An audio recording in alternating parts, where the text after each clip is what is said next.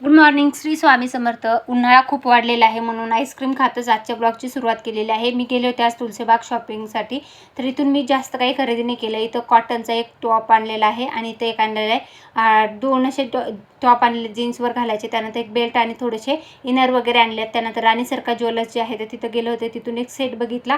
त्यानंतर घरी आले तर घरी दादासाठी स्वयंपाक बनवायचा होता. दादाला कॉल केला तर त्याला यायला वेळ होता, तर म्हटलं चला मिरची आणि कारले जे आहे ते कट करून घेऊया. मिरची जी आहे ती बिलकुलही तिखट नाही आहे, त्याच्यामुळे आपल्याला फ्राय मिरची बनवायची आहे. त्यासाठी मिरचीचे पोट फाडून घेतलेले आहेत. त्यानंतर कारले कट करायला घेतले. कारले स्वच्छ धुतले.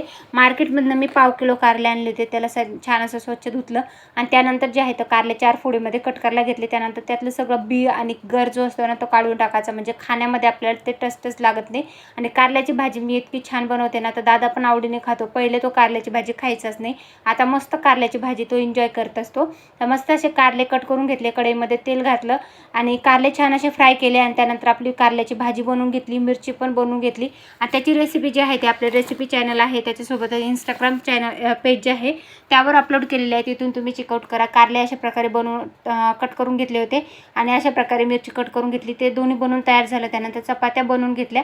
दादाला जेवायला वाढलं, दादाने मस्त जेवण केलं. तर माझ्यासाठी पण इथं भाजी आणि थोडीशी मिरची ठेवली होती, चपाती होती. त्यानंतर दादा कामावर गेला आणि संध्याकाळी मी थकून आले होते, त्याच्यामुळे मी बनवली ती डाळभट्टी.